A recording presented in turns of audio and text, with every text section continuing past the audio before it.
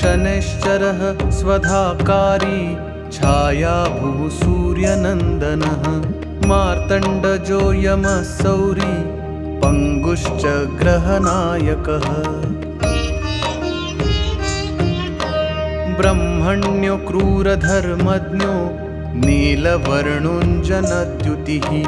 द्वादशैतानि नामानि त्रिसन्ध्यं यः पठेन्नरः तस्य पीडां न चैवाहं करिष्यामि न संशयः गोचरे जन्मलग्ने च वापस्वन्तर्दशासु च ॐ शनैश्चरः स्वधाकारी